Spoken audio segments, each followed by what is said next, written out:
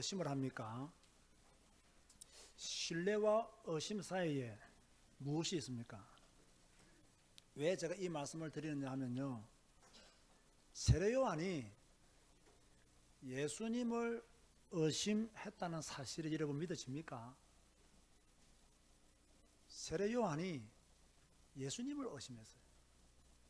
아마 이런 내용을 한국교회 성도들은 잘 모를 겁니다.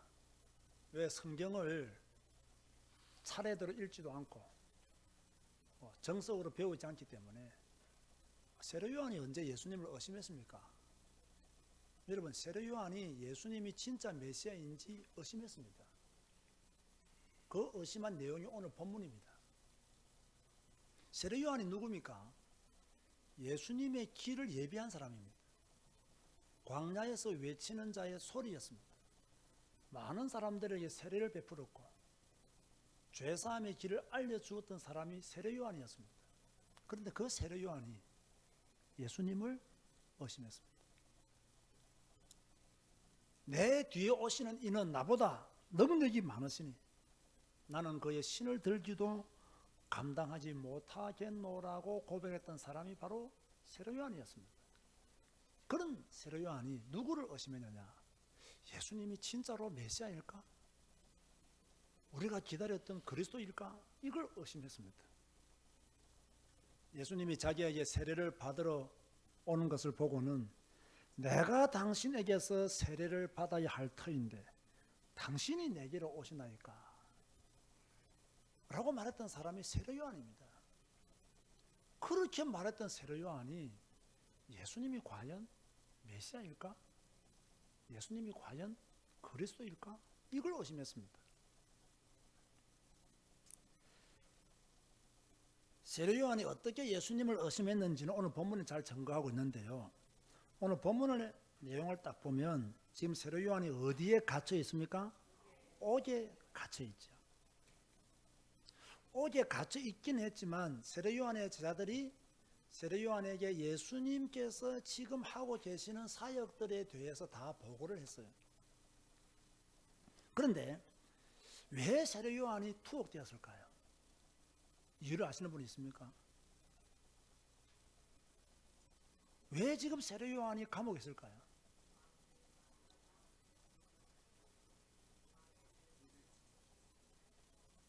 헤롯 왕의 무슨 잘못을 지적했나요? 이복 형의 아내, 이복 동생의 아내를, 그죠? 이복 동생의 아내를 헤로디아를 아내로 맞이한 거예요. 동생의 아내를 아내로 맞이하고 자기 아내를 버렸어요. 여기에 대해서 세례 요한이 죄를 지적했거든요. 그 죄를 지적하니까 이 지적하는 죄가 백성들에게 자꾸 울려 퍼져나가잖아요. 그 왕의 마음이 불편하단 말이에요. 그래서 잡아 넣어라. 그래서 옥에 갇힌 거예요. 참 세례 요한은 겁이 없었던 사람이면 틀림이 없습니다. 왕의 잘못을 지적할 정도면요, 하나님이 보낸 선지자가 확실해요.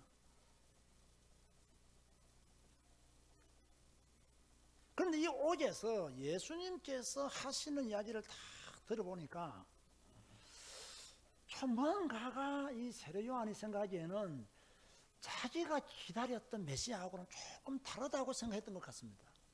그래서 제자들을 보내서 무엇이라고 질문합니까?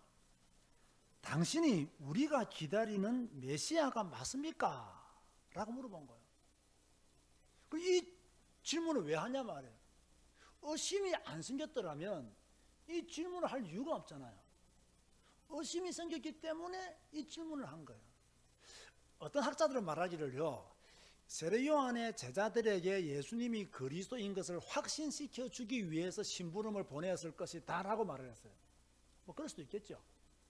그러나 우리가 자꾸 성경을 볼 때요, 성경 배후에 일어나지도 않았던, 성경에 기록되어지지 않는 내용들을 자꾸 추측해가지고 이렇게 말씀을 해석해 나가기 시작하잖아요. 거기서 모든 이단이 다 나옵니다. 딱 성경은 성경 그대로 딱 봐야 됩니다. 그래야 왜 이런 일이 일어났지? 하나님이 이 메시지를 통해서 우리에게 주시고자 하는 것이 무엇인지를 발견할 수가 있는 거예요. 그러니까 세례 요한은 당신이 우리가 기다리는 메시아가 맞습니까? 아니면 우리가 다른 사람을 기다려야 됩니까? 라고 제자들을 보내서 예수님께 질문을 낸 거예요. 다시 말합니다. 이 질문 이전에 세례 요한이 예수님에 대해서 뭐라고 말했느냐? 요한복음 1장 29절에 세상 죄를 지고 가는 하나님의 어린 양이라고 고백했던 그 세례 요한이 지금 제자들을 보내서 오실 그 이 말은 우리가 기다리던 메시아 당신이 맞습니까? 우리가 다른 사람을 기다려야 됩니까? 그렇게 지금 질문하고 있는 거예요. 이 정도가 아닙니다. 요한복음 1장 34절에 보면요, 내가 보고 그가 하나님의 아들이심을 증언하였노라 이렇게 말했던 세례 요한이 지금 뭐라고 말하고 있습니까? 오실 그이가 당신이 맞습니까? 아니면 우리가 다른 사람을 기다려야 됩니까? 그렇게 지금 말하고 있는 거예요. 이상하죠? 아니 그렇게 확실하게 말했던 세례 요한, 확실한 믿음을 가졌던 세례 요한, 예수님이 세례 받을 때 아마 성령이 임하시는 것을 세례 요한도 보았을 것인데 그것을 본 세례 요한이 오실 그이가 당신이 맞습니까? 아니면 우리가 다른 사람을 기다려야 됩니까? 라고 그렇게 지금 질문을 던지고 있는 거예요. 왜 그랬을까? 저도 한번 생각을 해봤어요. 세례 요한이 왜 질문했을까? 지금 자기가 감옥에 있다 보니까 마음이 약해져서 의심했을까? 아니면 제자들을 통해서 예수님의 사역을 지금 보고받고 있는데 예수님의 사역을 보고받을 때 자기가 생각했던 메시아의 사역과 지금 예수님이 하고 계시는 사역이 달랐기 때문에 의심했을까? 이런 고민도 한번 해보게 되고요. 아니면 세례 요한도 유대인들처럼 예수님을 정치적인 메시아로 그렇게 알고 기다렸는데 예수님이 지금 무리 가운데 다니면서 가르치시고 뭐 병든 자 고쳐주고 복음을 전파하니까 뭐 다른 선지자들하고 별 차이가 없는 것처럼 느껴졌단 말이에요. 그래서 예수님을 의심했을까? 그런데 따지고 보면요, 뭐 세례 요한이나 우리나 수준이 비슷해요. 우리도 은혜 받으면 어떻게 합니까? 이 복음 들고 아골 꼴짝 빈들에도 가오리다. 막 은혜 받으면 하나님 내가 내 모든 것 주께 다 드리겠나요? 심지어 그 정도 아닙니다. 은혜 받은 성도들 보세요. 막 목사님 내가 차 사드리겠습니다. 뭐 내가 뭐 교회를 이렇게 헌신하겠습니다. 다 도망갔어요. 아직까지 안 사준 하은이만 남아있어요. 그러니까요, 나름대로 뭡니까? 뭐 은혜 받을 때는 막 뭐든지 다 할 것처럼 자기 생명도 자기 재산도 다 내놓을 것처럼 말하다가 결국 은혜 떨어지면 뭡니까? 아골골짝 빈들에도 복음 들고 가오리라 하는 그 사람이 아골골짝 빈들에 들어가 있어요. 따라서 합시다. 의심하지 말자. 의심하지 말자. 무엇을 의심하지 말아야 됩니까? 예수님이 우리의 구원자이시며 우리의 그리스도이시며 살아계신 하나님의 아들이심을 의심하지 말라 그 말이에요. 사탄은 의심하게 만들어요. 우리가 믿음이 떨어지기를 기다렸다가 의심하도록 만들어요. 그때 걸려들지 말아요. 내 뜻대로 뭔가 일이 안 될 때 그때 의심하게 만들어요. 그때 걸려들지 마라 그 말이에요. 내 생각대로 안 될 때 그때 의심하게 만들어요. 그때 걸려들지 마라.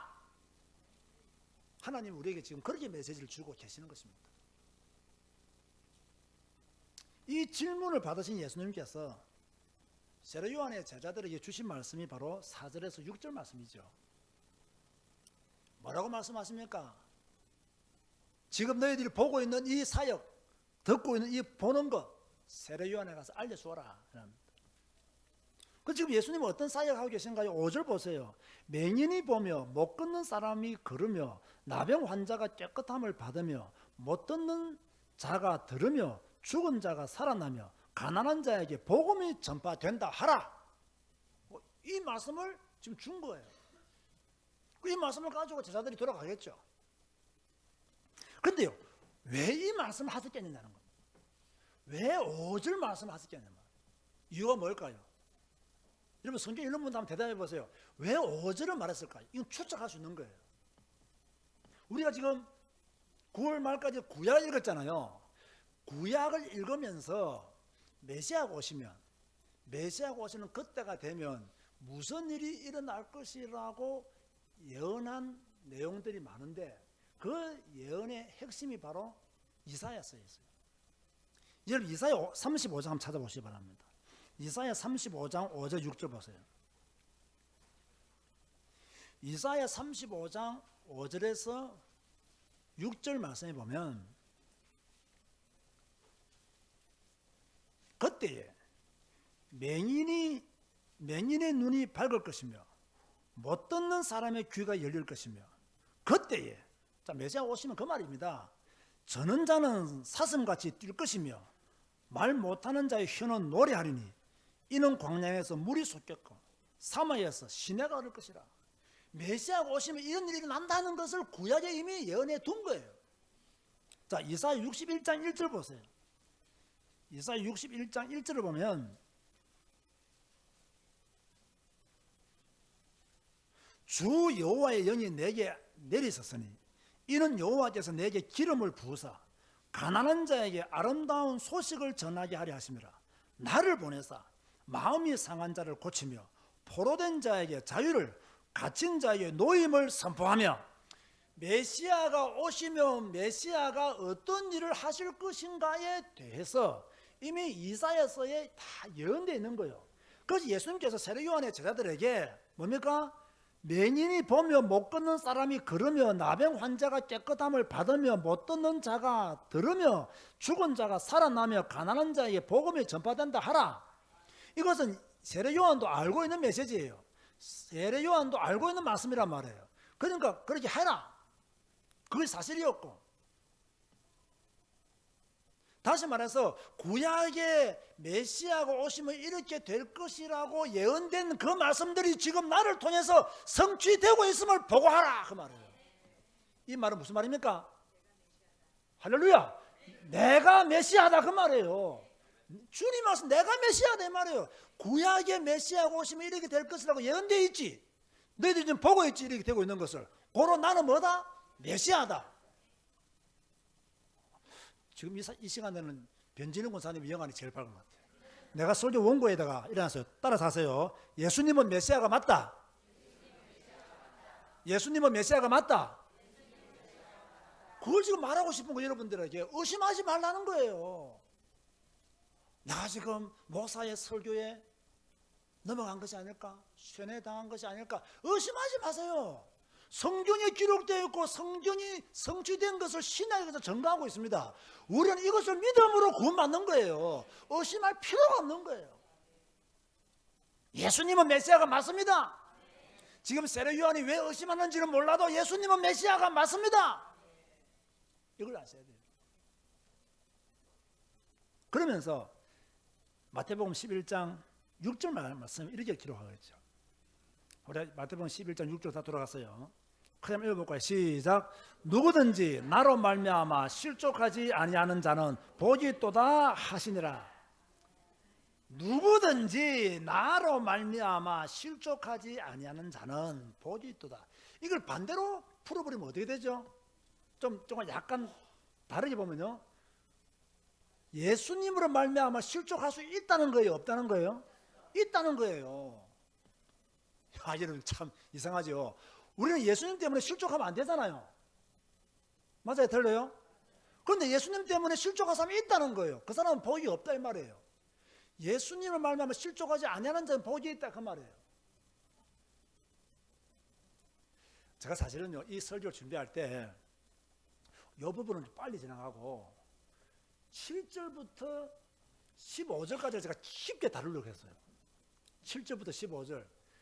제가 이게 좀 하고 싶은 메시지가 좀 있었거든요. 그런데 막 설교 준비하는데요, 더 이상 안 나가더라고요.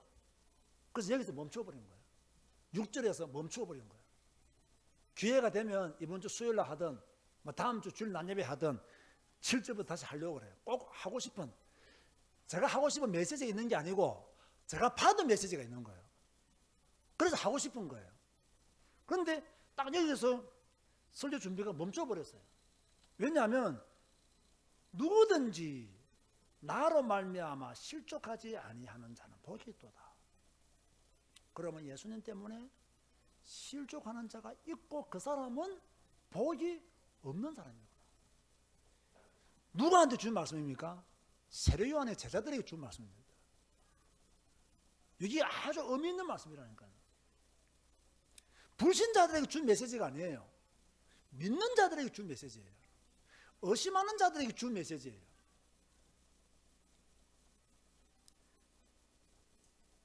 여러분, 유대인들이 기다렸던 메시아 상과 예수님이 성경에서 말하는 그 예수님 상, 유대인들이 기다렸던 메시아와 성경에서 말하는 그리스도는요, 달랐어요. 달랐기 때문에 누가 실족할 수 있어요?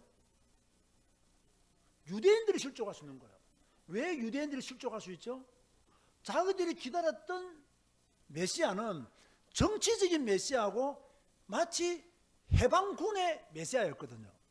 그런데 예수님께 오셔서 백성들을 가르치고 병든 자 낫게 하고 복음 전파하고, 따지보면 세례 요한의 사역 정도나 별 다를 게 없어요. 그러니까 세례 요한은 헷갈려 본 거예요.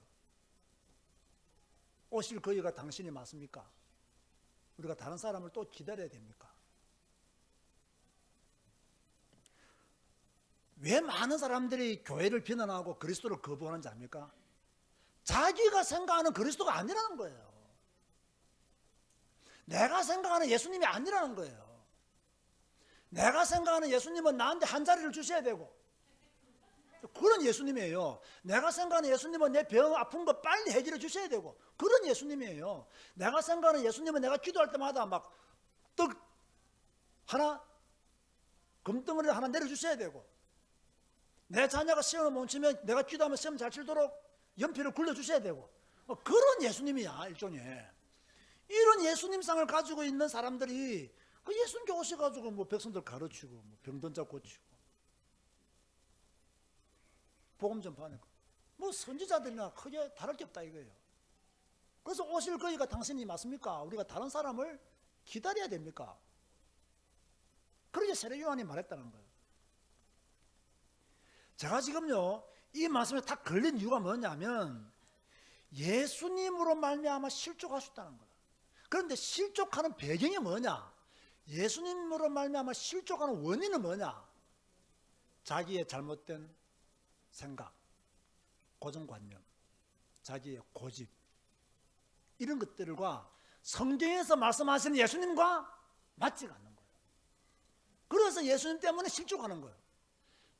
제가 전에 이런 말을 했습니다. 자주 말했습니다. 왜 우리가 성경을 읽어야 되느냐?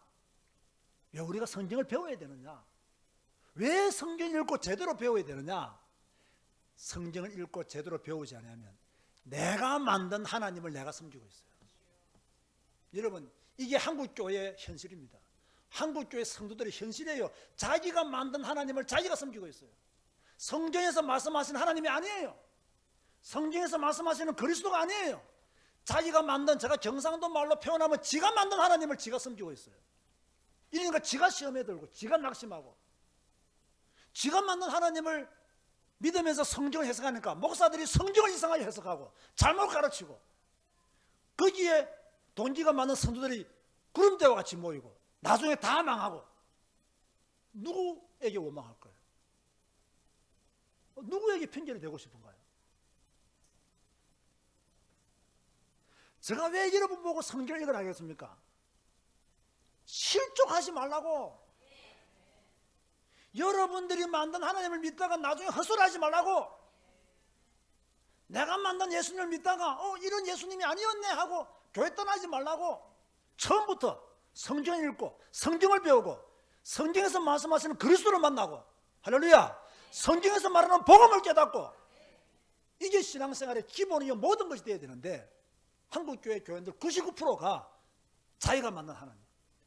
옛날에 무당을 섬기는 사람은 꼭 무당 위에 하나님이 계신 줄 알아. 그 정도의 하나님이 아니라는 거예요. 옛날에 우상 숭배한 사람은요, 대상만 받고 오지 똑같이 섬겨요. 그런 우상 정도의 하나님이 아니에요. 성경을 잘 보세요. 근데 성경은 안 보거든요. 그러니까 이상하게 들은 하나님, 어디서 이상하게 들은 하나님, 그게 나의 하나님이야. 저 이상한 사람이 막 간증했는데 은혜 받은 거 막 간증해. 내가 볼 땐 은혜 받은 것도 아니야. 그거는 막 완전히 막 좀 이상한 말로 사탄한테 은혜 받은 그 간증을 미화시키게 하는데 그 하나님을 쭉 자기가 알고 있어요. 이 사람 들은 이야기거든. 또 직분들이 막 장로야. 그게 설마 장로님이 뭐 틀린 말 하겠냐? 목사도 틀린 말 하는 세상인데 장로들이 왜 틀린 말 안 하겠어요? 위클리프가 뭐라고 말했습니까? 종교개혁 세미나 때 교황도 유기자일 수도 있다. 위클리프의 말입니다. 그 틀린 말을 따고 하나님은 이런 분이구나. 여러분 제가 확실히 말합니다. 제가 목사지만요, 내가 이런 말 하면 안 됩니다만 합니다. 목사가 말하는 하나님이 전부가 아닙니다. 여러분 성경이 말씀하신 하나님이 전부입니다. 이걸 아셔야지. 왜 목사가 말하는 하나님이 전부라고 생각하세요? 성경 가지고 있는 여러분들이, 성경 읽으시는 여러분들이 왜 그런 착각 속에 빠지냔 말이에요. 그거는 사단의 역사입니다.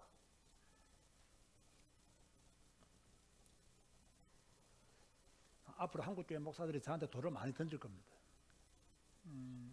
너무 작은 교회이기 때문에 제가 또 살아남을 수도 있어요. 큰 교회 목사 같으면 공격의 대상이 많이 되지만 뭐 작은 교회 목사가 뭐 떠들어봤자, 그죠? 그래서 위클리프가 실패했다 아닙니까? 이게 종교개혁 세미나 들은 분이 이해됩니다. 루트가 왜 성공했습니까? 인쇄술 때문에 막 퍼져나갔거든요. 제가 지금 말씀드리고 싶은 이유, 말씀드리고 싶은 것은 뭐냐면, 잘 들으세요. 여러분을 실족시키는 것은 환경과 타인이 아니라 여러분 자신 속에 있는 그 무엇인가가 여러분들을 실족시킨다는 거예요. 근데 우리는 뭐라고 말합니까?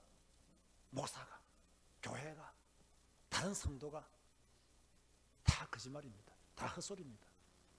여러분 속에 뭔가가 여러분들을 실족하게끔 딱 자리 잡고 있어요. 그래서 여러분을 실족하게 만드는 모든 방해 요소를 제거하라 그 말이에요.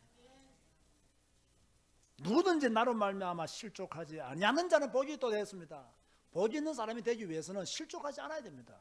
예수님 때문에 실족하면 안 돼요. 그런데 왜 예수님 때문에 실족하느냐? 자기가 만든 예수님, 자기가 믿는 예수님이 뭡니까? 성경과 다른 예수님이야. 그래서 실족하게 되는 거예요.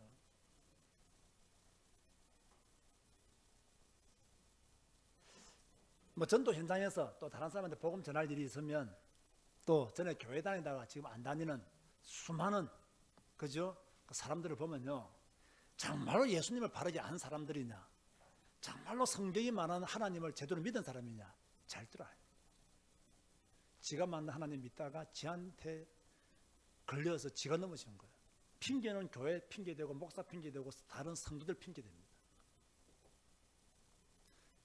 제가 항상 말하지 않습니까? 성경 외에는 다 거짓말입니다. 여러분의 말도 거짓말입니다.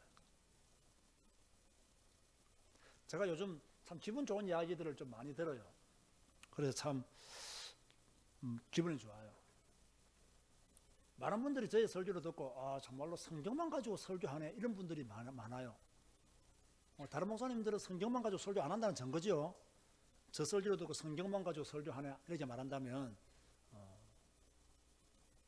다른 목사님들은 다 성경을 가지고 안 한다는 거예요.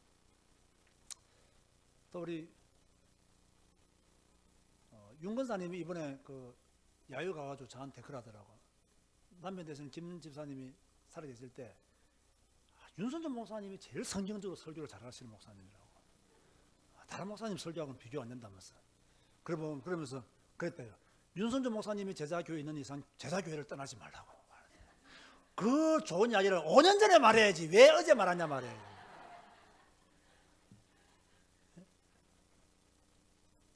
뭐 그런 이야기들 많이 듣습니다. 저는 너무 감사한 게요, 저 핸드폰 안 가져와서나마는 제가 이번에 연대기 성경지 책을 폈잖아요.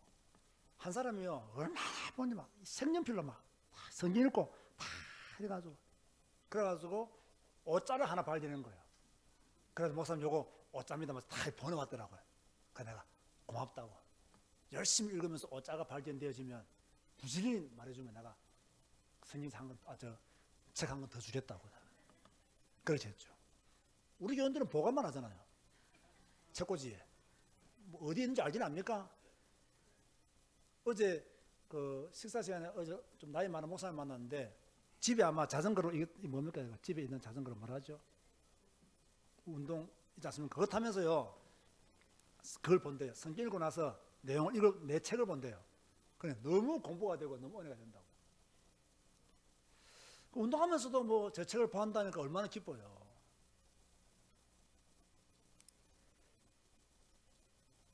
성경이 말하는 예수님이 누구신지를 알아야 돼요. 이거 모르면 결국 실족합니다.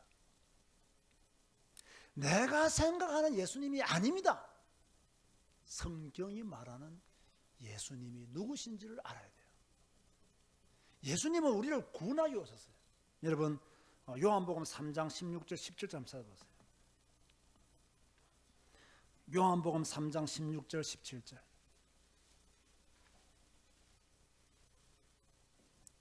다 같이 한 목소리로 크게 읽겠습니다. 시작. 하나님이 세상을 이처럼 사랑하사 독생자를 주셨으니 이는 그를 믿는 자마다 멸망하지 않고 영생을 얻게 하려 하심이라. 하나님이 그 아들을 세상에 보내신 것은 세상을 심판하려 하심이 아니요 그로 말미암아 세상이 구원을 받게 하려 하심이라.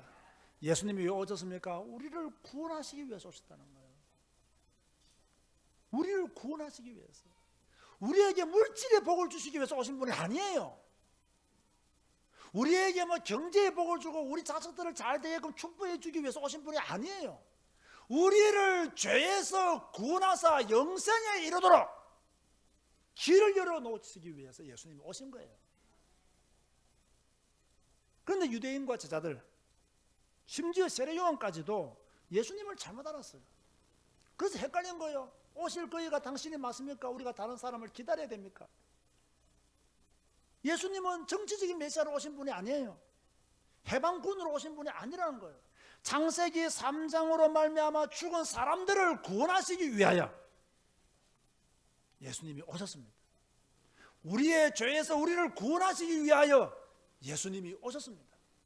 영원한 지옥 백성이었던 우리를 천국 백성으로 만드시기 위하여 예수님이 오셨습니다.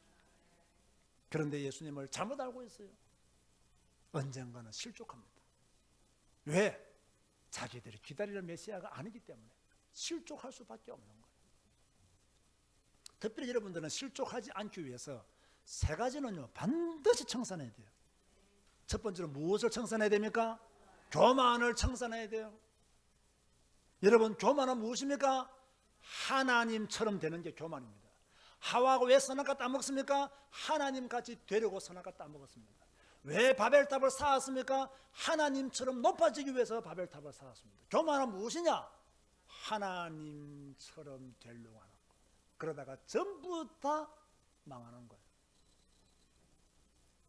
목사나 성도나 교만하면 안 돼요.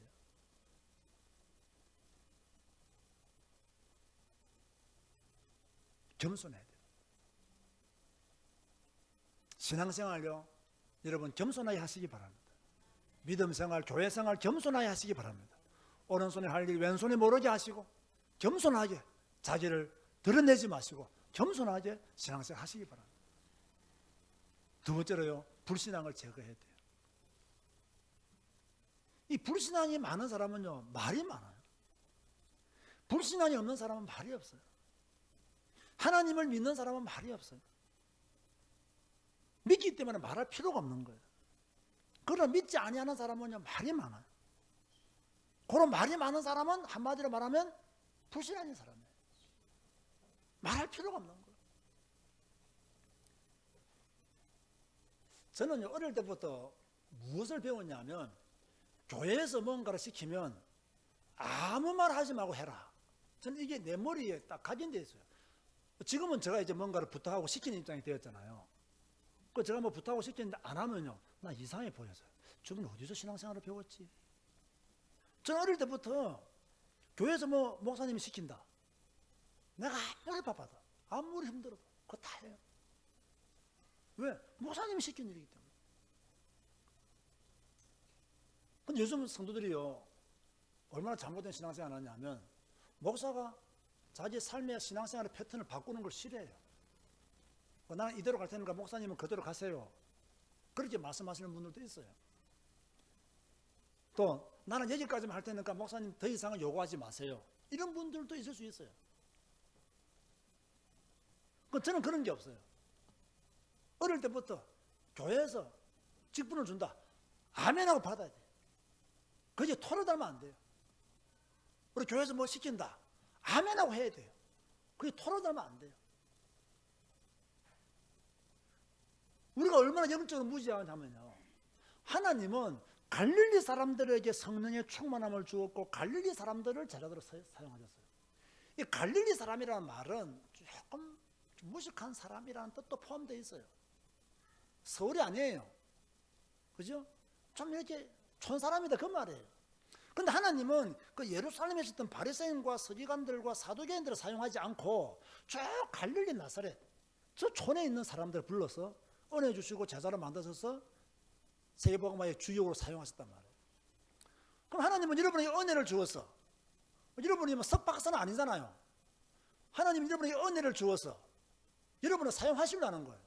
그럼 여러분은 뭐라고 말한다고요? 나는 부족합니다. 나는 모자랍니다. 나는 바쁩니다. 나는 여기까지 할래요. 다 차단해버려요. 그것도 교만이고 불신 아니고 영적 무지입니다. 그것도 아셔야 됩니다. 여러분, 실족하기 싫다면 교만을 버리세요. 반대로 실족하고 싶다면 계속 불신앙하세요. 또 반대로 실족과 영원히 결별하고 싶다면 깨어나세요. 그러면 됩니다. 실족하지 않으려면 자기 동기를 버려야 돼요. 세례 요한이 실족할 뻔했던 이유, 자기 생각을 버리지 못했기 때문에 실족할 뻔했어요. 가룟 유다가 예수님을 판 이유, 자기 동기를 못 버리기 때문입니다. 베드로가 예수님을 부인한 이유, 자기 동기를 못 버리기 때문에 전부 다 실족했습니다. 신앙생활의 가장 큰 적은 성경적이지 못한 나의 고집입니다. 여러분을 가장 위험에 빠뜨리는 가장 무서운 것은 다른 사람이 아니라 여러분 자신이 가지고 있는 잘못된 신앙과 사상, 가르침, 각인된 나쁜 것, 그런 것들이 여러분 신앙생활의 가장 큰 적입니다.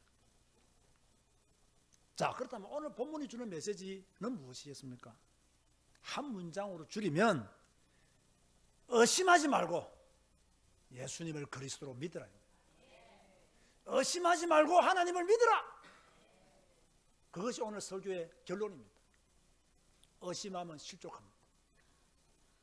예수가 그리스도라는 사실, 예수님이 나의 구원자라는 사실, 예수 그리스도만이 나의 모든 것이라는 사실, 내 미래의 답이라는 사실을 의심하면 실족합니다. 여러분 안에 실족하게 만드는 돌이 있다니까요. 교만, 불신한 영적 무지도 큰 돌입니다. 교회와 사람을 통해서 받았던 상처도 큰 돌입니다. 다 버려야 돼요. 나쁜 습관, 큰 돌입니다. 버려야 돼요. 복은 실족하지 않는 자에게 주시는 하나님의 은혜입니다. 실족하면 아무것도 얻을 수 없습니다. 믿으면 모든 것을 얻습니다. 저는 마지막으로 부탁을 드립니다. 저는 잘난 목사가 아닙니다. 솔직히 말해서 목사로서는 인격적으로 부족한 목사입니다. 하지만 성경을 읽고 성경을 가르치고 성도들을 성경적으로 세우는 일에는 저는 누구에게도 뒤지고 싶지 않습니다. 사랑하는 성도 여러분, 제자교회에서 실족하지 마세요. 여러분을 실족하게 만드는 요소들을 제거하십시오. 여러분이 생각하는 교회관을 버리시고 예수님이 원하시는 교회관을 가지시기 바랍니다. 실족하지 않으려면, 여러분이 실족하지 않으려면 내가 원하는 교회 버리고 하나님이 원하는 교회를 발견하세요. 여러분이 실족하지 않으려면 내가 원하는 목사관 버리세요. 하나님이 쓰시는 목사가 누구인 것을 보고 따라가야 됩니다. 여러분이 실족하지 아니하려면. 제자교회에서 실족하지 않는 믿음의 사람으로, 성경적인 신앙의 사람으로 성장하게 되기를 주님의 이름으로 축복합니다. 기도하시겠습니다. 주님 감사합니다. 말씀 주셔서 감사합니다. 실족하지 않기를 원합니다. 의심하지 않기를 원합니다. 누구든지 나로 말미암아 실족하지 아니하는 자는 복이 있도다라고 하셨습니다. 주님, 우리는 예수님 때문에 실족하지 않는 자가 되게 하소서.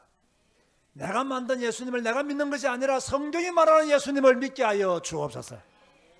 실족하지 아니하도록 성경을 보게 하여 주옵소서. 예수님의 이름으로 기도드리옵나이다. 아멘.